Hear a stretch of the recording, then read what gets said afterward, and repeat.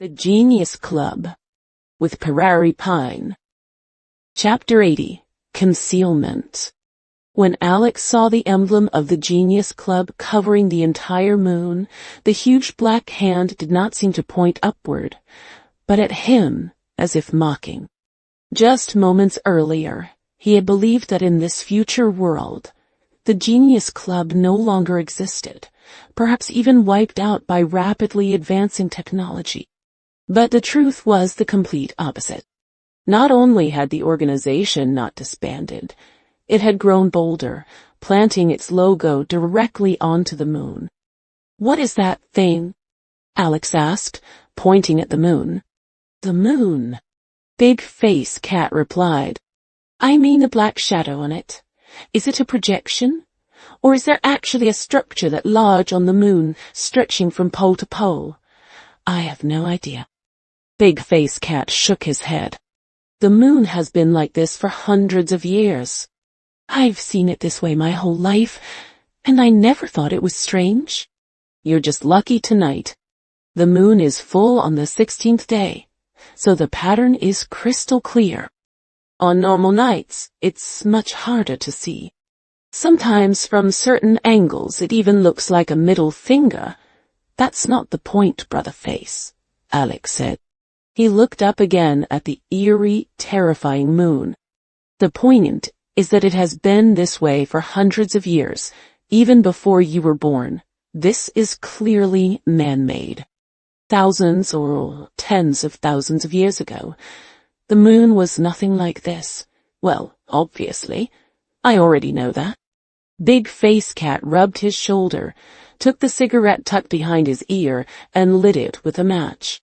"The black pattern on the moon is definitely man-made, but no one knows who did it or which nation was responsible. There are plenty of rumors. Some say a country built this huge black structure on the moon to show off, making it look a right hand with one finger raised. Others claim a wealthy artist did it, using light-absorbing or non-reflective material to create the shape just for people on Earth to see. Some even say aliens did it, but only kids believe that. Would aliens have the same kind of hand? 5 fingers? I don't buy it." Alex let Big Face Cat's rambling go in one ear and out the other, because he already knew the truth. The answer was obvious. The strange shadow on the moon was almost certainly the work of the Genius Club.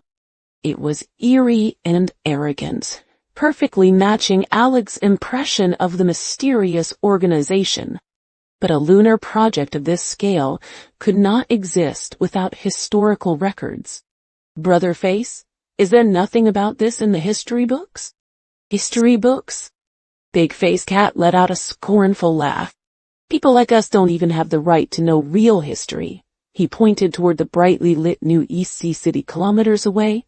"History and knowledge are all in their hands.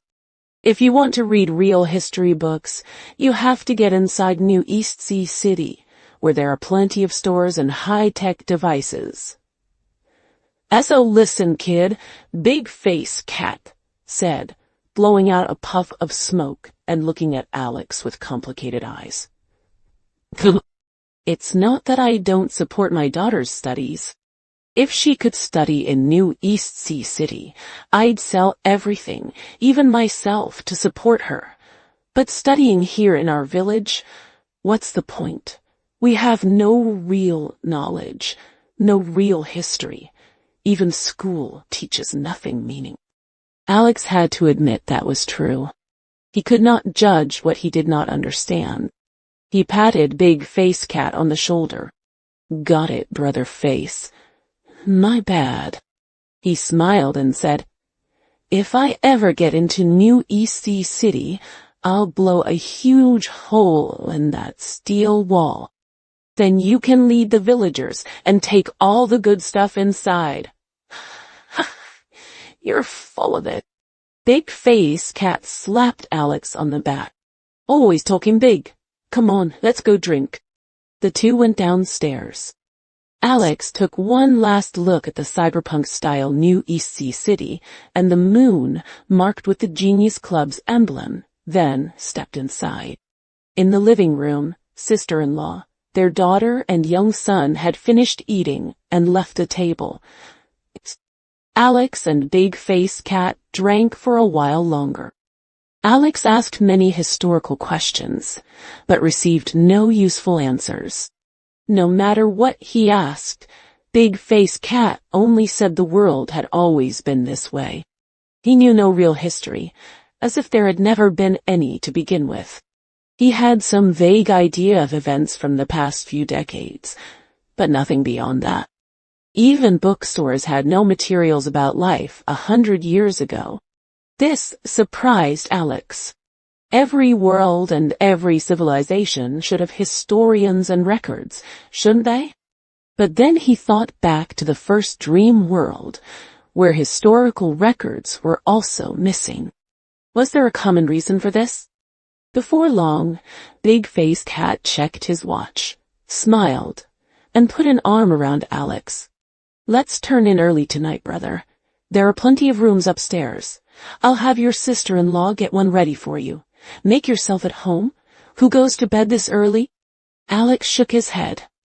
I'm not a kid. It's not even 10 o'clock yet. Brother Face, you're hiding something from me, aren't you? Ace said you had plans tonight. I'm one of your guys now. You can't leave me out, good or bad. Alex held Big Face Cat's hands. I'm with you. We live together. We die together. Tell me the truth. What big deal are you running behind the scenes? Big Face Cat downed the wine in his cup and smacked his lips. Kid, I'll admit it. I am hiding something from you. Big Face Cat was honest and loyal, which was why Alex did not dislike him. I really am hiding something, he repeated, pouring the last of the wine into Alex's cup and the dregs into his own. But I don't plan to keep it a secret forever. He looked up at Alex. I can tell you're not a bad guy. I trust my judgment. So tonight, not tonight, Big Face Cat said firmly, raising his cup to clink against Alex's. I want to bring you along, but this isn't my call. I don't make the decisions here. So do as I say and get some rest. Tomorrow I'll take you to meet the boss and introduce you. Trust me. I've got enough clout. With me vouching for you, the boss will definitely let you in. But until then, don't ask so many questions. Every group has its rules. You're talented, but even talent can't break the rules. Since Big Face Cat had been so clear, Alex did not push further.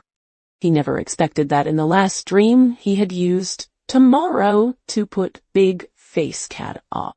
Now the tables had turned. But Alex was in no hurry. As long as no major timeline shift occurred, this dream could last as long as needed. He could investigate slowly, gathering information bit by bit. Alex lifted his cup.